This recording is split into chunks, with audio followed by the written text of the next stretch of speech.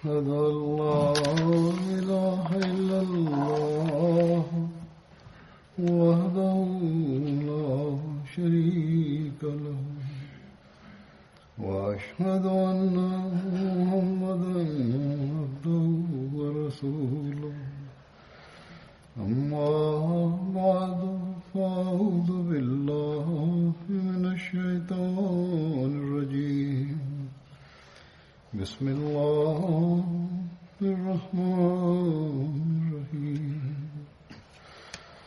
الحمد لله رب العالمين الرحمن الرحيم مالك يوم الدين إياك نعبد وإياك نستعين اهدنا الصراط المستقيم صراط الذين أنعمت عليهم غير المغضوب عليهم ولا الضالين. இன்று நான் எடுத்துக்கூற இருக்கின்ற பதர் போரில் கலந்து கொண்ட சஹாபியின் பெயர் ஹஜ்ரத் தல்ஹா பின் உபைதுல்லா ஆகும். ஹஜ்ரத் தல்ஹா அவர்கள் பனு தைம் பின் முர்ரா கோத்திரத்தை சார்ந்தவர். அன்னாரது தந்தையின் பெயர் உபைதுல்லா பின் உஸ்மான் ஆகும். தாயாரின் பெயர் சஅபா ஆகும். இவர்களது தாயார் ஹஜ்ரத் அப்துல்லா பின் அம்மாது ஹஸ்ரமியின் மகளும் ஹஜ்ரத் அலா பின் ஹஸ்ரமியின் சகோதரியும் ஆவார்கள். ஹஜ்ரத் தல்ஹா அவர்களின் சுட்டு பெயர் அபு முஹம்மது ஆகும். ஹஜ்ரத் தல்ஹா பின் ஹஸ்ரமி அவர்களின் தந்தையின் பெயர் அப்துல்லா பின் அப்பாது ஹஸ்ரமி ஆகும். ஹஜ்ரத் அலா ஹஜ்ரத் ஹஸ்ரே மவுத் என்ற இடத்தை சார்ந்தவர் ஆவார். மேலும் ஹர்ப் பின் உமையாவின் நட்பு கோத்திரத்தை சார்ந்தவராக இருந்தார்.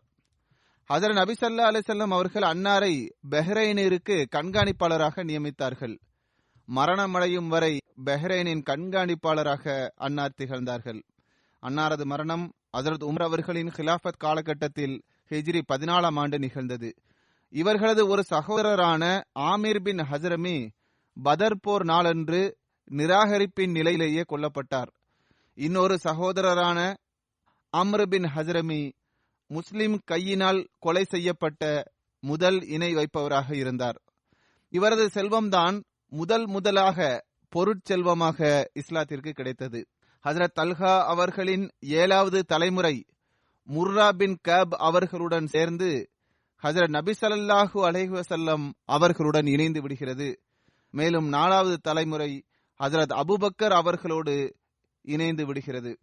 இவர்களது தந்தை உபைதுல்லா அவர்கள் இஸ்லாத்தின் காலகட்டத்தை அடையவில்லை. ஆனால் இவர்களது தாயார் நீண்ட வாழ்நாளை பெற்றார்கள். மேலும் நபி ஸல்லல்லாஹு அலைஹி வஸல்லம் அவர்கள் மீது ஈமான் கொண்டு சஹாபியா என்ற அந்தஸ்தை பெற்றார்கள். ஹிஜ்ரத்திற்கு முன்பாக இவர்கள் இஸ்லாத்தை ஏற்றுக் கொண்டிருந்தார்கள். ஹஜ்ரத் தல்ஹா பின் உபைதுல்லா அவர்கள் பதர் போரில் பங்கு பெறவில்லை. ஆனால் பதர் போரில் கிடைத்த பொருட்செல்வத்திலிருந்து ஹஜ்ரத் நபி ஸல்லல்லாஹு அலைஹி வஸல்லம் அவர்கள் இவர்களுக்கும் பங்கை வழங்கினார்கள். இவர்கள் பதர் போரில் கலந்து கொள்ளாததன் காரணத்தை பற்றி இவ்வாறு எடுத்துக் கூறப்பட்டுள்ளது. ஹஜ்ரத் நபி ஸல்லல்லாஹு அலைஹி வஸல்லம் அவர்கள் குறைஷிகளின் படை சிரியாவிலிருந்து வருவது தொடர்பாக எண்ணினார்கள். எனவே தாம் வெளியேறுவதற்கு 10 நாட்களுக்கு முன்பாக ஹஜ்ரத் தல்ஹா பின் உபைதுல்லா அவர்களையும் சயீத் பின் ஸைத் அவர்களையும் அக்குழுவை பற்றி தகவல் அறிந்து வரும்படி அனுப்பி வைத்தார்கள். இருவரும் வெளியேறி ஹவுரா என்ற இடத்தை சென்றடைந்தனர். குழுவை சார்ந்தவர்கள் இவ்விருவரையும் கடந்து செல்லும் வரை இவர்கள் அங்குதான் தங்கியிருந்தார்கள். ஹவுரா பரீரா அஹ்மர் என்ற இடத்தில் இருக்கின்ற ஒரு தங்குமிடமாகும். இந்த வழிபாதையில்தான் சிரியா மற்றும் ஹிஜாஸ் குழுக்களை சார்ந்தவர்கள் கடந்து செல்வர். எவ்வாறு இருப்பினும் ஹஜ்ரத் தல்ஹா மற்றும் ஹஜ்ரத் சயீத் அவர்கள் திரும்பி வருவதற்கு முன்பாகவே இதை பற்றிய தகவல் ஹஜ்ரத் நபி ஸல்லல்லாஹு அலைஹி வஸல்லம் அவர்களுக்கு கிடைத்தது.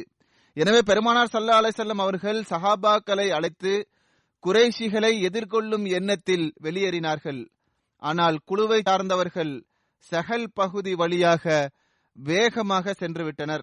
இதை பற்றி இதற்கு முன்பும் எடுத்துக் கூறப்பட்டு விட்டது. மேலும் மக்காவை சார்ந்த நிராகரிப்பவர்களின் குழுவை சார்ந்தவர்கள் தம்மை தேடி வந்தவர்களிடமிருந்து தப்பித்துக் கொள்வதற்காக இரவு பகலாக சென்று கொண்டிருந்தனர். ஹஜ்ரத் தல்ஹா பின் உபைதுல்லா மற்றும் ஹஜ்ரத் சயீத் பின் ஜயீத் ஆகியோர் ஹஜ்ரத் நபி ஸல்லல்லாஹு அலைஹி வஸல்லம் அவர்களுக்கு இக்குழுவை பற்றிய தகவலை கொடுப்பதற்காக வெளியேறினர். பெருமானார் ஸல்லல்லாஹு அலைஹி வஸல்லம் அவர்கள் பதர் போருக்காக வெளியேறிய விஷயம் இந்த இருவருக்கும் தெரியாமல் இருந்தது.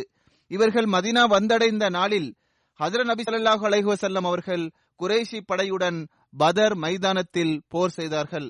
இவ்விருவரும் பெருமானார் ஸல்லல்லாஹு அலைஹி வஸல்லம் அவர்களை சந்திக்க மதீனாவிலிருந்து வெளியேறினர்.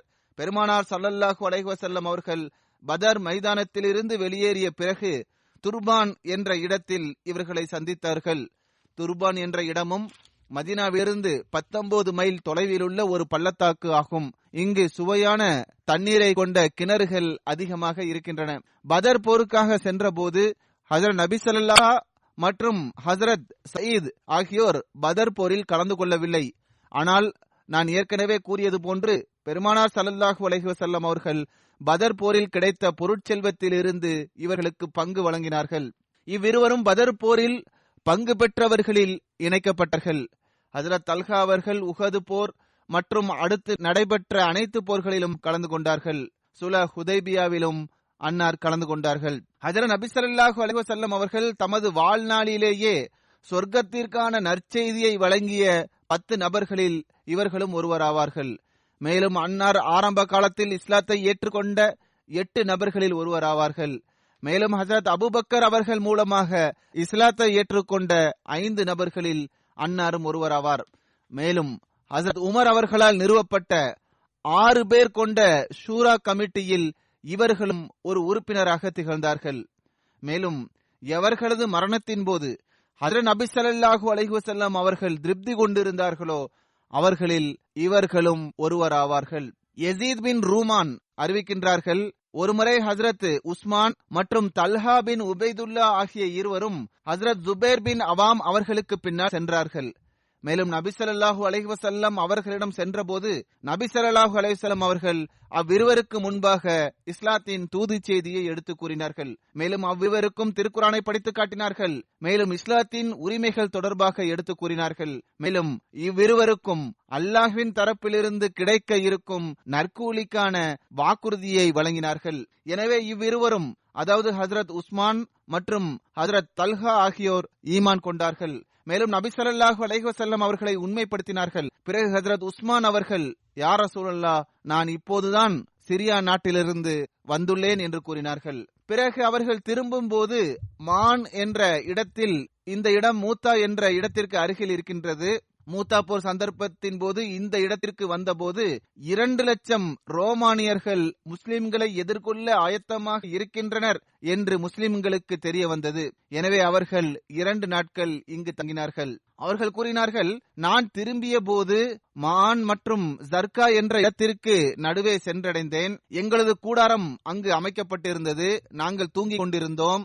அப்போது அறிவிப்பு செய்யக்கூடிய ஒருவர், தூங்கிக் கொண்டிருப்பவர்களே விழுத்தலுங்கள், அஹ்மது மக்காவில் தோன்றிவிட்டார் என்று அறிவிப்பு செய்தார். எனவே நாங்கள் மக்கா சென்றடைந்து அன்னார் தொடர்பான விஷயங்களை செவியுற்றோம். ஹஜ்ரத் தல்ஹா பின் உபைதுல்லா கூறுகின்றார்கள், சிரியா நாட்டில் உள்ள மிகவும் பிரசித்தி பெற்ற ஒரு நகரமான பஸ்ராவில் நபி ஸல்லல்லாஹு அலைஹி வஸல்லம் அவர்கள் தமது சச்சாவுடன் வணிக குழுவுடனான பயணத்தின் போது இந்த நகரத்தில் தங்குவார்கள். நான் பஸ்ராவின் கடை வீதிகளில் இருந்தபோது ஒருவர் யூதர்களின் வணக்க ஸ்தலத்தில் இக்குழுவை சார்ந்தவர்களில் ஹரமை சார்ந்தவர்கள் எவரும் இருக்கின்றனரா என்று கேட்கும்படி கூறினார். அதற்கு நான், ஆம், நான் இருக்கின்றேன் என்று கூறினேன். அதற்கு அவர், அஹ்மது தோன்றிவிட்டாரா என்று கேட்டார். அதற்கு தல்ஹா அவர்கள், அஹ்மது யார் என்று கேட்டார்கள். அதற்கு அவர், அப்துல்லா பின் அப்துல் முத்தலிபின் மகனாவார் என்று கூறினார். மேலும் அவர் கூறினார், இந்த மாதத்தில்தான் அவர் தோன்றுவார். அவர் இறுதி நபியாக இருப்பார். அவர் தோன்ற இருக்கின்ற இடம் ஹரமாகும். அவர் ஹிஜ்ரத் செய்யக்கூடிய இடத்தில் பேரித்தம்பள தோட்டங்களும் மலை பகுதியும் இருக்கும். அவரை நீங்கள் விட்டுவிடாதீர்கள் என்று அவர் கூறினார். ஹஜ்ரத் தல்ஹா கூறுகின்றார்கள், அவர் கூறிய அனைத்து விஷயமும் எனது உள்ளத்தில் பதிந்துவிட்டது. நான் வேகமாக சென்று மக்கா வந்துவிட்டேன். மேலும் ஏதாவது ஒரு புதிய விஷயம் இருக்கின்றதா என்று கேட்டேன். அதற்கு மக்கள், ஆம், முஹம்மது பின் அப்துல்லா அமீன் நபித்துவ வாதத்தை செய்துள்ளார்கள். அதாவது அந்த காலத்தில் அன்னாரை அமீன் என்று அவர்கள் அழைத்து வந்தார்கள். மேலும் ஹஜ்ரத் அபூபக்கர் அவர்களின் சுட்டு பெயர் இப்னு அபி கஹாஃபா ஆகும். அவர் இவரை பின்பற்றுகின்றார் என்றும் மக்கள் கூறினர். அவர்கள் கூறுகின்றார்கள், நான் ஹஜரத் அபூபக்கர் அவர்களிடம் வந்து, நீங்கள் இந்த சாஹிபை, அதாவது பெருமானார் ஸல்லல்லாஹு அலைஹி வஸல்லம் அவர்களை பின்பற்றுகிறீர்களா என்று கேட்டேன். அதற்கு அவர்கள் ஆம் என்று கூறியவாறு, நீங்களும் அவர்களிடம் செல்லுங்கள், மேலும் அவர்களை பின்பற்றுங்கள், ஏனென்றால் அவர்கள் உண்மையின் பக்கம் அழைக்கின்றார்கள் என்று கூறினார்கள். ஹஜரத் தல்ஹா அவர்கள் ஹஜரத் அபூபக்கர் அவர்களிடம் அந்த நபர் கூறிய விஷயத்தை எடுத்து கூறினார்கள். ஹஜரத் அபூபக்கர் அவர்கள் ஹஜரத் தல்ஹா அவர்களை அழைத்துக் கொண்டு வெளியேறினார்கள். மேலும் நபி ஸல்லல்லாஹு அலைஹி வஸல்லம் அவர்களிடம் சென்றார்கள். மேலும் ஹஜரத் தல்ஹா அவர்கள் இஸ்லாத்தை ஏற்றுக்கொண்டார்கள். மேலும் அந்த நபர் கூறிய அனைத்து விஷயங்களையும் பெருமானார் ஸல்லல்லாஹு அலைஹி வஸல்லம் அவர்களிடம் தெரிவித்தார்கள். இதனால் பெருமானார் ஸல்லல்லாஹு அலைஹி வஸல்லம் அவர்களும் மகிழ்ச்சியுற்றார்கள். வரலாற்று நூலான தப்காத்துல் குப்ராவில் இந்த குறிப்பும் இடம்பெற்றுள்ளது. அதாவது ஹஜரத் தல்ஹா அவர்கள் இஸ்லாத்தை ஏற்றுக்கொண்ட போது நௌஃபல் பின் ஹுவைலித் பின் அத்வியா என்பவன் அன்னாரையும் ஹஜரத் அபூபக்கர் அவர்களையும் ஒரே கயிற்றினால் கட்டினான். எனவேதான் அன்னாரையும் ஹஜரத் அபூபக்கர் அவர்களையும் கரீனைன், அதாவது 2 நண்பர்கள் என்று அழைக்கின்றார்கள். நௌஃபல் குறைஷிகளுக்கு மத்தியில் தமது கடுமைத்தனத்தினால் பிரபலியமடைந்திருந்தான். ஹஜரத் தல்ஹா அவர்களை கட்டி போட்டதில் அன்னாரது சகோதரரான உஸ்மான் பின் உபைதுல்லாஹுவும் இருந்தார். இவர்கள் ஏன் கட்டப்பட்டனர் என்றால், இவர்களை நபி ஸல்லல்லாஹு அலைஹி வஸல்லம் அவர்களை சந்திக்க செல்ல விடக்கூடாது, மேலும் இஸ்லாத்தை விட்டுவிட்டு இவர்கள் வெளியே வந்துவிட வேண்டும் என்பதற்காக கட்டி போடப்பட்டனர். இப்னு இமாம் பெஹக்கி எழுதியுள்ளார்கள், அதில் நபி ஸல்லல்லாஹு அலைஹி வஸல்லம் அவர்கள் இவர்களுக்காக துவா செய்தார்கள், அல்லாஹ்வே அத்வியாவின் தீங்குகளிலிருந்து அவர்களை காப்பாற்றுவாயாக. ஹஜ்ரத் மசூத் பின் கயாஸ் அறிவிக்கின்றார்கள், ஒரு நாள் சஃபா மர்வா ஆகியவற்றிற்கிடையே நான் வலம் வந்து கொண்டிருந்தேன். அப்போது அதிகமான மக்கள் ஒரு இளைஞரை பின்தொடர்ந்து சென்று கொண்டிருப்பதை நான் கண்டேன். மேலும் அந்த இளைஞரது கையும் கழுத்தும் கட்டப்பட்டிருந்தது. நான் இவர் யார் என்று கேட்டேன். அதற்கு மக்கள் தல்ஹா பின் உபைதுல்லா மார்க்கமற்றவராக ஆகிவிட்டார் என்று கூறினர். மேலும் தல்ஹா அவர்களது தாயார் சஅபாவும் அவர்களுக்கு பின்னால் கடுங்கோபத்துடன் அவர்களை ஏசி பேசியவாறு பின்னால் சென்று கொண்டிருந்தார்கள். அப்துல்லா பின் சாது தனது தந்தையிடமிருந்து அறிவிக்கின்றார், ஹஜ்ரத் நபி ஸல்லல்லாஹு அலைஹி வஸல்லம் அவர்கள் மதீனாவிற்கு ஹிஜ்ரத் செய்தவாறு ஹிஜாஸிற்கு அருகில் இருக்கின்ற ஹர்ரார் என்ற பள்ளத்தாக்குக்கு வழியே சென்றார்கள். ஹர்ரார் மதீனாவில் இருக்கின்ற பள்ளத்தாக்கில் ஒன்றாகும் என்று கூறப்படுகின்றது. அப்போது காலை பொழுதில் சிரியாவிலிருந்து குழுவுடன் வந்திருந்த ஹஜ்ரத் தல்ஹா பின் உபைதுல்லா அவர்களை சந்தித்தார்கள். அவர்கள் பெருமானார் ஸல்லல்லாஹு அலைஹி வஸல்லம் அவர்களுக்கும் ஹஜ்ரத் அபூபக்கர் அவர்களுக்கும் சிரியா நாட்டின் ஆடைகளை அணிவித்தார்கள். மேலும் பெருமானார் ஸல்லல்லாஹு அலைஹி வஸல்லம் அவர்களிடம், மதீனாவை சார்ந்தவர்கள் நீண்ட காலமாக உங்களை எதிர்பார்த்து கொண்டிருக்கின்றார்கள் என்ற தகவலையும் அன்னாரிடம் தெரிவித்தார்கள். பிறகு பெருமானார் ஸல்லல்லாஹு அலைஹி வஸல்லம் அவர்கள் மிக வேகமாக சென்றார்கள். மேலும் ஹஜ்ரத் தல்ஹா அவர்கள் மக்கா சென்று விட்டார்கள். பிறகு அவர்கள் தமது பணிகளை முடித்துவிட்டு ஹஜ்ரத் அபூபக்கர் அவர்களின் வீட்டில் உள்ளவர்களை தம்முடன் அழைத்துக் கொண்டு மதீனா வந்தடைந்தார்கள். மக்காவில் ஹஜ்ரத் தல்ஹா அவர்களும் ஹஜ்ரத் ஜுபேர் அவர்களும் இஸ்லாத்தை ஏற்றுக்கொண்ட போது பெருமானார் ஸல்லல்லாஹு அலைஹி வஸல்லம் அவர்கள் ஹிஜ்ரத் செய்வதற்கு முன்பாக இவர்கள் இருவருக்கும் இடையே சகோதரத்துவ பந்தத்தை ஏற்படுத்தினார்கள். மேலும் முஸ்லிம்கள் ஹிஜ்ரத் செய்து மதீனா சென்ற பிறகு ஹஜ்ரத் நபி ஸல்லல்லாஹு அலைஹி வஸல்லம் அவர்கள் ஹஜ்ரத் தல்ஹா அவர்களுக்கும் ஹஜ்ரத் அபு அய்யூப் அன்சாரி அவர்களுக்கும் இடையே சகோதரத்துவ பந்தத்தை ஏற்படுத்தினார்கள். இன்னொரு கூற்றிற்கேற்ப ஒரு அறிவிப்பு இவ்வாறு வந்துள்ளது, அதாவது பெருமானார் ஸல்லல்லாஹு அலைஹி வஸல்லம் அவர்கள் ஹஜ்ரத் தல்ஹா மற்றும் ஹஜ்ரத் சயீத் பின் ஸைத் ஆகியோருக்கிடையே சகோதர பந்தத்தை ஏற்படுத்தினார்கள். இன்னொரு மூன்றாவது அறிவிப்பு இவ்வாறு வந்துள்ளது, அதாவது ஹஜ்ரத் தல்ஹா மற்றும் ஹஜ்ரத் அபி பின் கப் ஆகியோருக்கிடையே பெருமானார் ஸல்லல்லாஹு அலைஹி வஸல்லம் அவர்கள் சகோதரத்துவ பந்தத்தை ஏற்படுத்தினார்கள். ஹஜ்ரத் தல்ஹா அவர்கள் மதீனா வந்ததும் ஹஜ்ரத் அசத் பின் ஜிராரா அவர்களது வீட்டில் தங்கினார்கள். ஹஜ்ரத் தல்ஹா அவர்களின் பொருள் தியாகத்தின் விளைவாக பெருமானார் ஸல்லல்லாஹு அலைஹி வஸல்லம் அவர்கள் அன்னாரை வள்ளல் தன்மை கொண்டவர், வாரி வாரி வழங்குபவர் என்று அழைத்தார்கள். ஜீகர்து போரின் சந்தர்ப்பத்தின் போது பெருமானார் ஸல்லல்லாஹு அலைஹி வஸல்லம் அவர்கள் ஒரு நீரூற்றை கடந்து சென்றார்கள். அப்போது பெருமானார் ஸல்லல்லாஹு அலைஹி வஸல்லம் அவர்கள் இது தொடர்பாக கேட்டறிந்தார்கள். அப்போது இந்த நீரூற்றின் பெயர் பேசான் ஆகும், இதிலுள்ள தண்ணீர் உப்பாக இருக்கின்றது என்று அன்னாரிடம் கூறப்பட்டது. அதற்கு பெருமானார் ஸல்லல்லாஹு அலைஹி வஸல்லம் அவர்கள், இதன் பெயர் நுஅமான் ஆகும், இது சுவையானதும் தூய்மையானதும் ஆகும் என்று கூறினார்கள். ஹஜ்ரத் தல்ஹா அவர்கள் இந்த நீரூற்றை விலைக்கு வாங்கி அர்ப்பணித்து விட்டார்கள். மேலும் இதன் தண்ணீர் சுவையாக மாறியது. ஹஜ்ரத் தல்ஹா அவர்கள் பெருமானார் ஸல்லல்லாஹு அலைஹி வஸல்லம் அவர்களிடம் இந்த விஷயத்தை கூறிய போது பெருமானார் ஸல்லல்லாஹு அலைஹி வஸல்லம் அவர்கள் கூறினார்கள், தல்ஹாவே, நீர் மிக பெரும் வள்ளல் தன்மை கொண்டவர் ஆவீர் என்று கூறினார்கள். எனவே தல்ஹா அவர்கள் இந்த பெயரினால் அழைக்கப்பட்டார்கள். மூசா பின் தல்ஹா தனது தந்தையான தல்ஹா அவர்களிடமிருந்து அறிவிக்கின்றார்கள், ஹஜ்ரத் நபி ஸல்லல்லாஹு அலைஹி வஸல்லம் அவர்கள் உஹது போர் நாளன்று ஹஜ்ரத் தல்ஹா அவர்களின் பெயரை தல்ஹத்துல் ஹைர் என்று வைத்தார்கள். தபூக் போர் மற்றும் ஜீகர்து போரின் போதும் அன்னாரது பெயரை தல்ஹத்துல் ஃபயாஸ் என்று வைத்தார்கள். மேலும் ஹுனைன் போரின் போது தல்ஹத்துல் ஜூத் என்று வைத்தார்கள். இதன் பொருள் என்னவென்றால் வள்ளல் தன்மை கொண்டவர், வாரி வாரி வழங்குபவர் என்பதாகும். சாயிப் பின் யஸீத் அவர்களிடமிருந்து அறிவிக்கப்படுகின்றது, நான் பயணத்திலும் இதர நாட்களிலும் ஹஜ்ரத் தல்ஹா அவர்களுடன் இருந்துள்ளேன். தல்ஹா அவர்களை போன்று பணத்தையும் ஆடைகளையும் உணவையும் வாரி வாரி வழங்கிய எவரையும் நான் கண்டதில்லை. பெருமானார் ஸல்லல்லாஹு அலைஹி வஸல்லம் அவர்கள் உஹது நாளன்று தமது சஹாபாக்களின் ஒரு ஜமாத்திடம் மரணத்திற்கான பையத்தை வாங்கினார்கள். வெளிப்படையாக முஸ்லிம்கள் அங்கும் இங்கும் சிதறுண்டனர், ஆனால் இவர்கள் நிலைத்து நின்றனர். மேலும் தமது உயிரையும் பொருட்படுத்தாமல் நபி ஸல்லல்லாஹு அலைஹி வஸல்லம் அவர்களை தற்காத்துக் கொண்டிருந்தனர். எதுவரை என்றால் அவர்களில் சிலர் ஷஹீதானார்கள். பையத் செய்தவர்களில் ஹஜ்ரத் அபுபக்கர், ஹஜ்ரத் உமர், ஹஜ்ரத் தல்ஹா, ஹஜ்ரத் சஅத், ஹஜ்ரத் சாயில் பின் ஹனீஃப் மற்றும் ஹஜ்ரத் அபு தஜானா ஆகியோர் அடங்குவர். ஹஜ்ரத் தல்ஹா அவர்கள் உஹது நாளில் நபி ஸல்லல்லாஹு அலைஹி வஸல்லம் அவர்களுடன் கலந்து கொண்டார்கள். பெருமானார் ஸல்லல்லாஹு அலைஹி வஸல்லம் அவர்களுடன் நிலைத்து நின்ற மரணத்திற்கான பையத் செய்த நபர்களில் இவர்களும் ஒருவராவார்கள். மாலிக் பின் ஜுஹைர் நபி ஸல்லல்லாஹு அலைஹி வஸல்லம் அவர்கள் மீது அம்பு எய்த போது ஹஜ்ரத் தல்ஹா அவர்கள் பெருமானார் ஸல்லல்லாஹு அலைஹி வஸல்லம் அவர்களின் முகத்தை தமது கைகளால் பாதுகாத்தார்கள். அம்பு அன்னாரது சிறிய விரலின் மீது பட்டது. எனவே அன்னாரது விரல் இழப்பிற்குள்ளாகியது.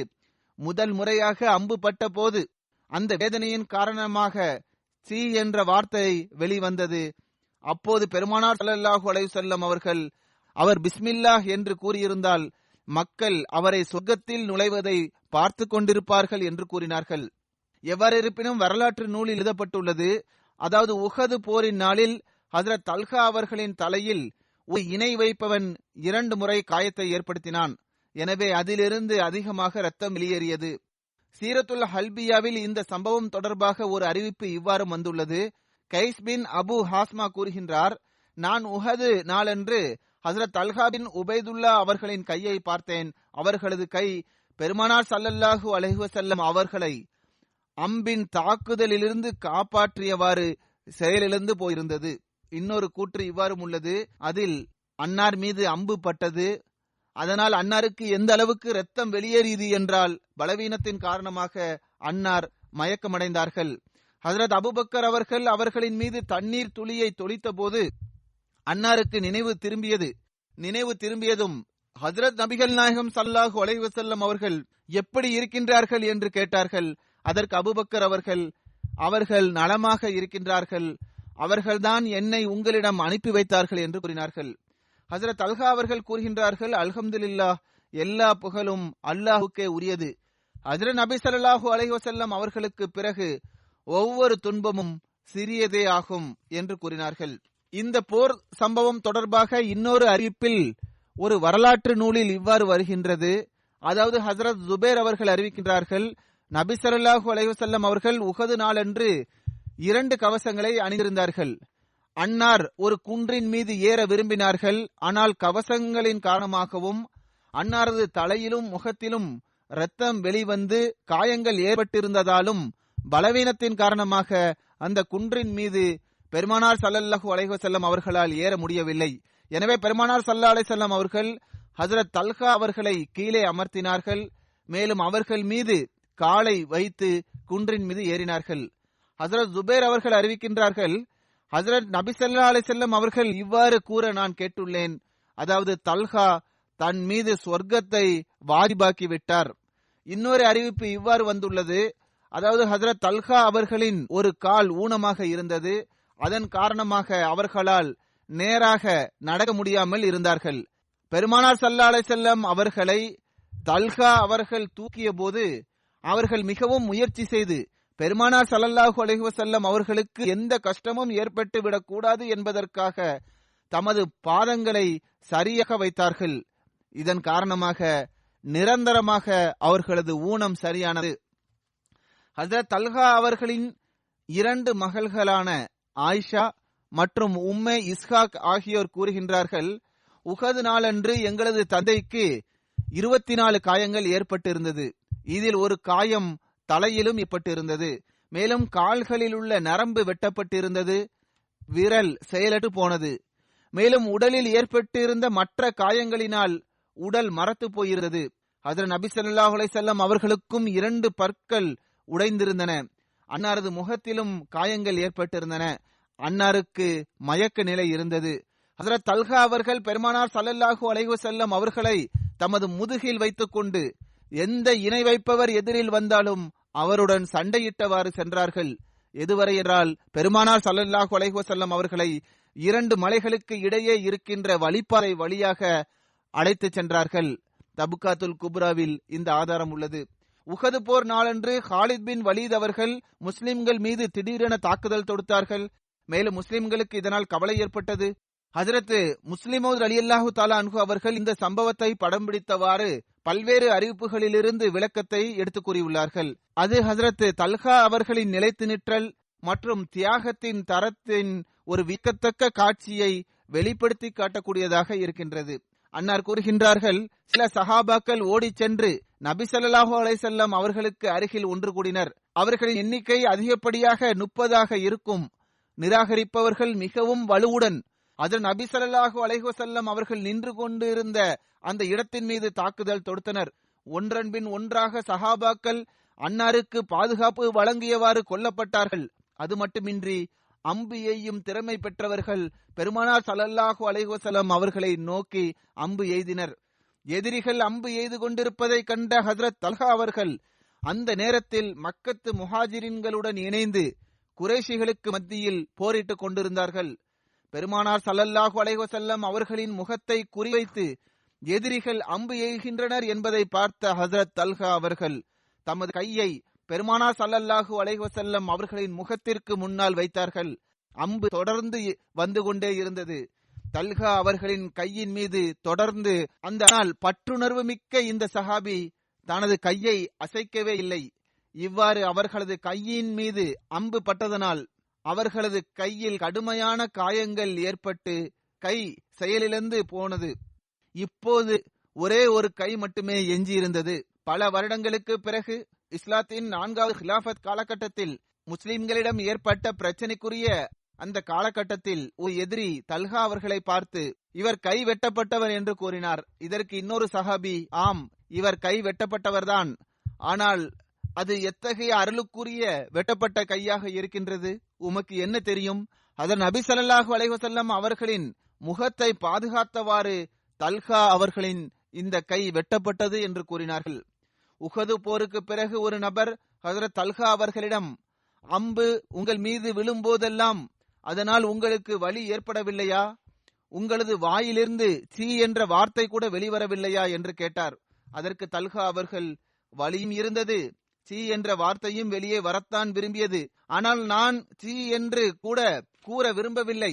ஏனென்றால் நான் அவ்வாறு சொல்லி எனது கை அசைந்தால் நபி ஸல்லல்லாஹு அலைஹி வஸல்லம் அவர்களின் முகத்தில் அம்பு பட்டுவிடுமோ என்ற காரணத்தினால் நான் அவ்வாறு கூறவே இல்லை. ஹம்ரவுல் அசது போரில் பின்தொடர்ந்து சென்றபோது ஹஜ்ரத் நபி ஸல்லல்லாஹு அலைஹி வஸல்லம் அவர்கள் ஹஜ்ரத் தல்ஹா பின் உபைதுல்லா அவர்களை சந்தித்தார்கள். பெருமானார் ஸல்லல்லாஹு அலைஹி வஸல்லம் அவர்கள் ஹஜ்ரத் தல்ஹா அவர்களிடம், தல்ஹாவே, உமது ஆயுதங்கள் எங்கே என்று கேட்டார்கள். அதற்கு தல்ஹா அவர்கள், இங்கேதான் இருக்கின்றது என்று கூறியவாறு விரைவாக சென்று தமது ஆயுதங்களை எடுத்துக்கொண்டு வந்தார்கள். அந்த சமயத்தில் அன்னாரது நெஞ்சு பகுதியில் மட்டும் 9 காயங்கள் இருந்தன. அந்த சமயத்தில் மொத்தம் அவர்களது உடலில் 70 விட அதிகமான காயங்கள் ஏற்பட்டிருந்தன. ஹஜ்ரத் தல்ஹா அவர்கள் கூறுகின்றார்கள், நான் எனக்கு ஏற்பட்டுள்ள காயங்களை விட ஹஜ்ரத் நபி ஸல்லல்லாஹு அலைஹி வஸல்லம் அவர்களுக்கு ஏற்பட்ட காயங்களினால் மிகுந்த கவலையில் இருந்தேன். பெருமானார் ஸல்லல்லாஹு அலைஹி வஸல்லம் அவர்கள் என்னிடம் வந்து, நீங்கள் எதிரிகளை எங்கே கண்டீர்கள் என்று கேட்டார்கள்.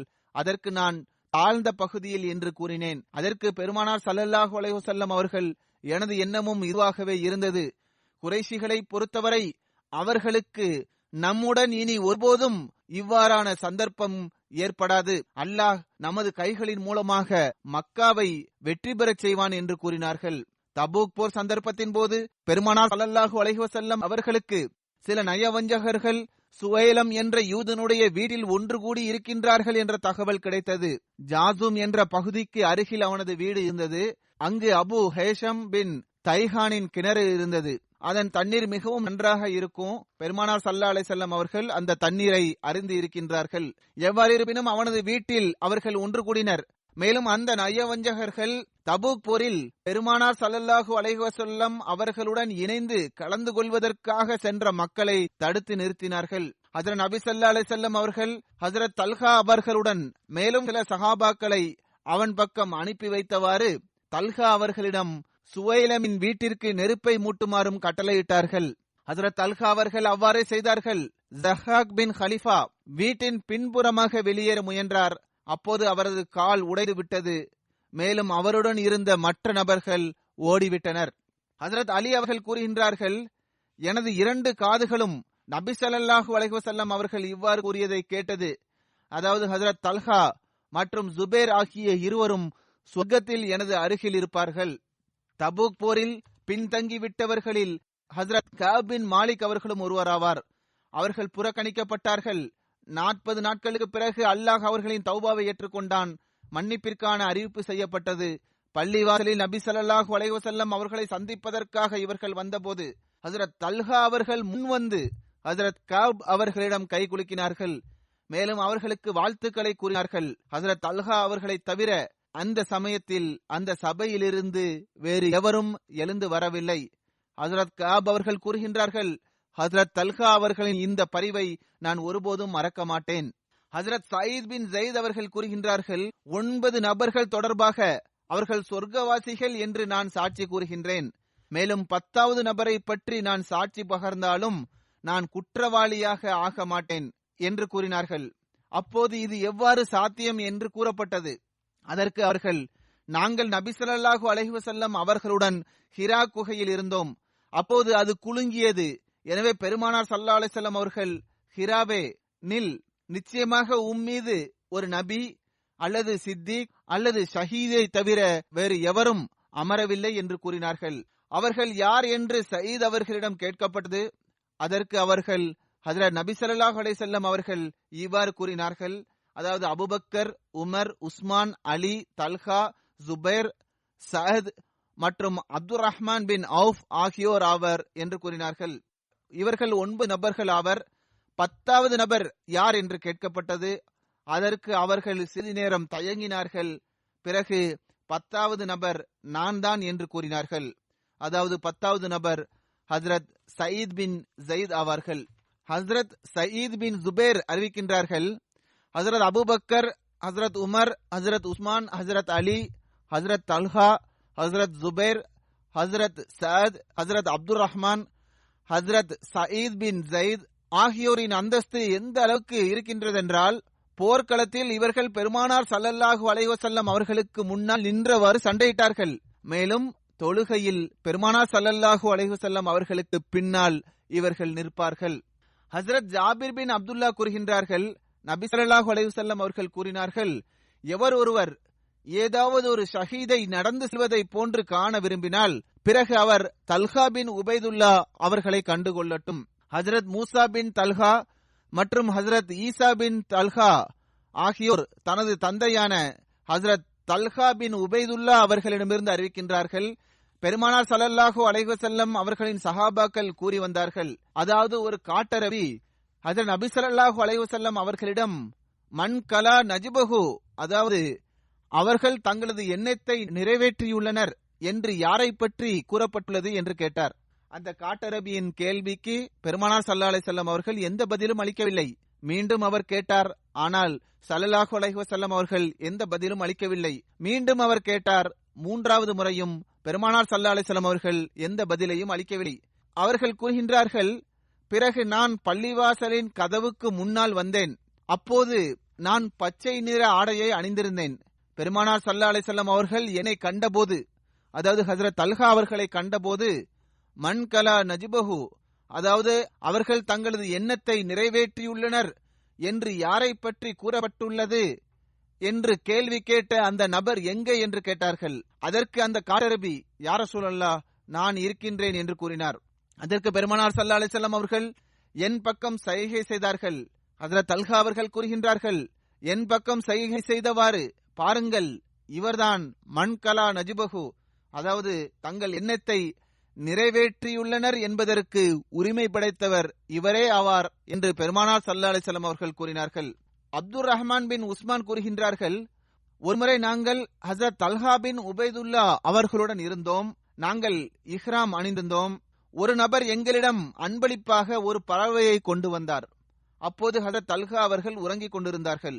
எங்களில் சிலர் அதனை உண்டோம், மேலும் சிலர் அதனை உண்பதிலிருந்து விலகி இருந்தனர். ஹஜ்ரத் தல்ஹா அவர்கள் கண் விழித்த பிறகு எவர்கள் அதை உண்டார்களோ அவர்களிடம் மேலும் தொடர்பை அதிகரித்தார்கள்.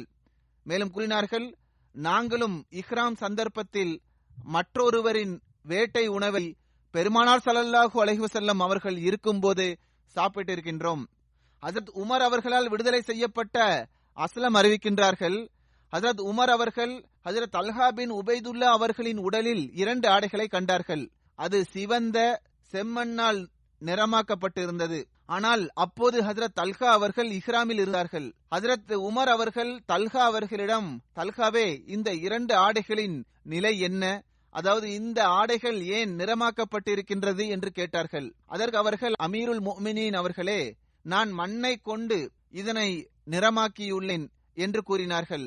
அதற்கு உமர் அவர்கள், சஹாபாக்களின் கூட்டத்தினரே, நீங்கள் இமாமாக இருக்கின்றீர்கள், மக்கள் உங்களை பின்பற்றுகின்றார்கள். ஒரு அறிவினர் ஹஜ்ரத் தல்ஹா அவர்களின் உடலில் இருக்கின்ற ஆடையை பார்த்து, தல்ஹா இஹ்ராமின் நிலையில் வெள்ளை ஆடைகளை அணிவதற்கு பகரமாக வண்ணம் பூசப்பட்ட ஆடைகளை அணிந்துள்ளதாக கூறி ஆட்சேபனை செய்வார். ஆனால் அவரோ, நீங்கள் எந்த நிறத்தை கொண்டு வண்ணம் பூசினாலும் அவ்வாறே ஆட்சேபனை செய்வார். இன்னொரு அறிவிப்பில் அதிகப்படியான இந்த சொற்களும் வந்துள்ளது. அதாவது ஹஜ்ரத் உமர் அவர்கள் கூறினார்கள், இஹ்ராம் அணியக்கூடியவர்களுக்கு மிகவும் சிறந்த ஆடை வெள்ளை நிறத்திலான ஆடையாகும்.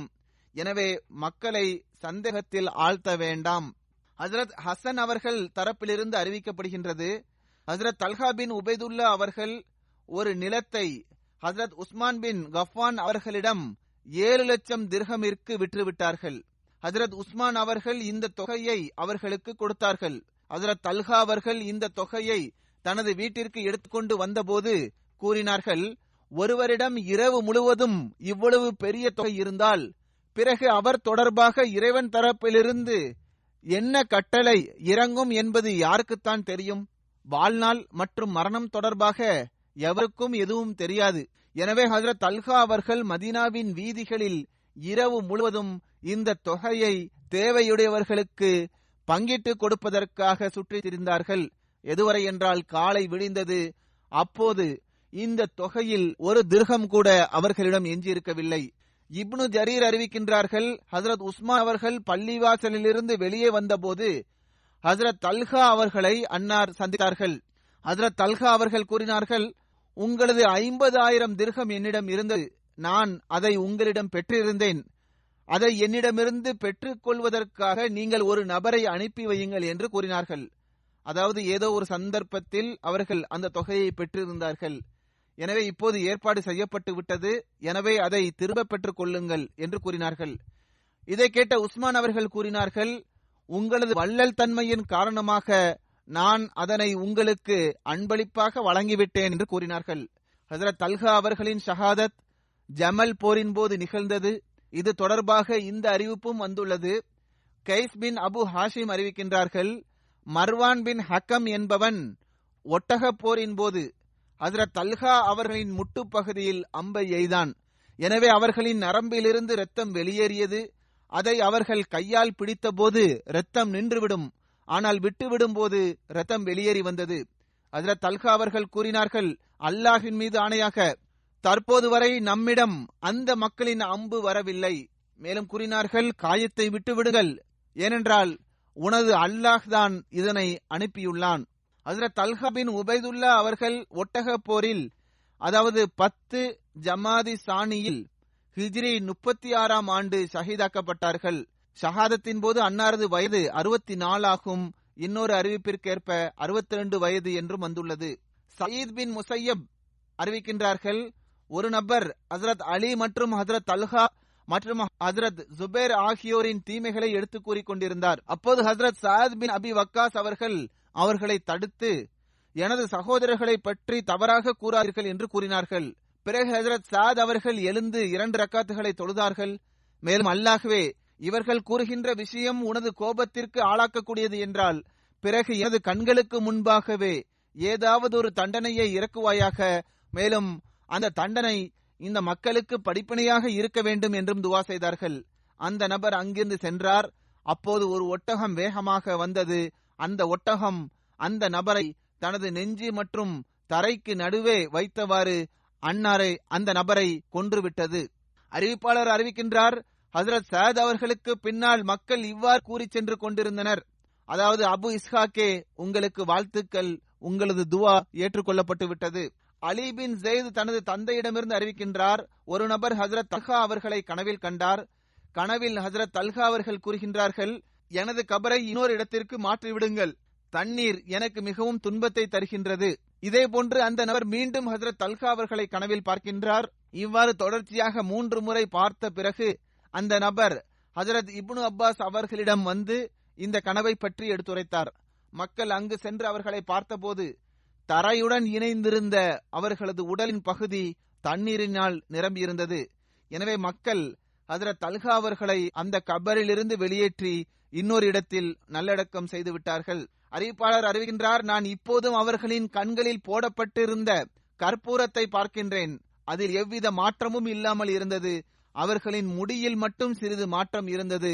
மக்கள் ஹஜ்ரத் அபூபக்ரா அவர்களின் ஒரு வீட்டை 10,000 திர்ஹமிற்கு வாங்கி அதில் ஹஜ்ரத் தல்ஹா அவர்களை நல்லடக்கம் செய்தார்கள். ஹஜ்ரத் தல்ஹா பின் உபைதுல்லா அவர்களுக்கு ஈரான் நிலப்பகுதியில் 4-5 லட்சம் தீனார் மதிப்புள்ள விளைச்சல் இருந்தது. மேலும் சிரா என்ற இடத்திலிருந்து அன்னாருக்கு குறைந்தது 10,000 தீனார் மதிப்புமிக்க விளைச்சலும் கிடைத்து வந்தது. மற்ற நிலங்களிலிருந்தும் விளைச்சல் அவர்களுக்கு கிடைத்து வந்தது. பனு தைம் கோத்திரத்தை சார்ந்தவர்களில் தேவையுடைய எவருக்கும் அன்னார் உதவி செய்யாமல் இருந்ததில்லை. அதே போன்று அவர்களது விதவைகளுக்கு திருமணம் செய்து வைக்காமல் அன்னார் இருந்ததில்லை. அவர்களில் கஷ்டப்படுகின்றவர்களுக்கு உதவி செய்யாமல் இருந்ததில்லை. அவர்களின் கடனாளிகளுக்கு கடன் கொடுக்காமல் அன்னார் இருந்ததில்லை. அனைவரது கடனையும் அன்னார் அடைத்து வந்தார்கள். அது மட்டுமின்றி ஒவ்வொரு வருடமும் அந்த விளைச்சலிலிருந்து கிடைத்து வந்த வருமானத்தில் ஹஜ்ரத் ஆயிஷா அவர்களுக்கு 10,000 திர்ஹமை அன்னார் அனுப்பி வந்தார்கள். ஹஜ்ரத் முஆவியா அவர்கள் மூசா பின் தல்ஹா அவர்களிடம் கேட்டார்கள், அதாவது அபு முஹம்மது, அதாவது தல்ஹா பின் உபைதுல்லா அவர்கள் எவ்வளவு தொகையை விட்டு சென்றுள்ளார்கள் என்று கேட்டார்கள். அதற்கு அவர்கள் 22 லட்சம் திர்ஹமையும் 2 லட்சம் தீனாரையும் விட்டு சென்றுள்ளார்கள். இவர்களது அனைத்து செல்வமும் இந்த விளைச்சலில் இருந்துதான் அவர்களுக்கு கிடைத்து வந்தது. பல்வேறு நிலத்திலிருந்து அவர்களுக்கு வருமானம் கிடைத்து வந்தது. நான் கூறியது போன்று இவர்களது ஷஹாதத் ஜமல் போர், அதாவது ஒட்டக போரின் சந்தர்ப்பத்தின் போது நிகழ்ந்து, இதனை பற்றிய விளக்கம் இன்ஷா அல்லாஹ் அடுத்து எடுத்து கூறப்படும். ஏனென்றால் அதன் விளக்கமும் தனியாக எடுத்து கூறப்பட வேண்டியதாக உள்ளது. ஏனென்றால் நமது சிந்தனைகள் எழுகின்ற சில கேள்விகளுக்கு அதில் பதில் கிடைத்துவிடும். இன்ஷா அல்லாஹ் இது தொடர்பாக அடுத்து எடுத்து கூறப்படும். இன்றைய நாட்களில் பரவி வருகின்ற கொரோனா வைரஸ் தொடர்பாக கடந்த குத்பாவில் நான் கூறியிருந்தேன்.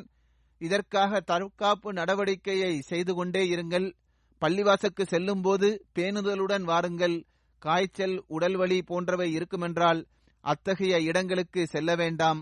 பொது இடங்களுக்கு செல்வதிலிருந்து தானும் தவிர்ந்து கொள்ளுங்கள். மற்றவர்களையும் பாதுகாப்பாக வைத்திருங்கள். மேலும் துவாவின் பக்கம் கவனம் செலுத்துங்கள். அல்லாஹ் உலகத்தை தண்டனையிலிருந்து காப்பாற்றுவானாக.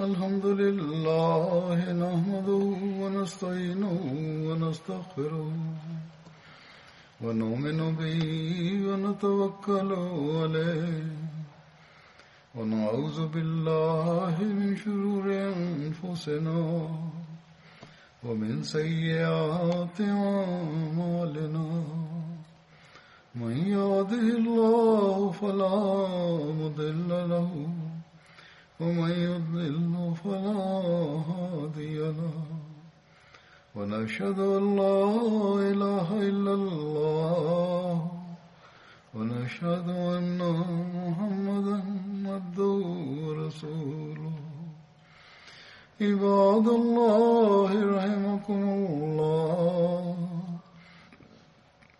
إن الله يأمر بالعدل والإحسان وإيتاء ذي القربى وينهى عن الفحشاء والمنكر والبغي يعظكم لعلكم تذكرون اذكروا الله يذكركم وادعوه يستجب لكم ولذكر الله أكبر.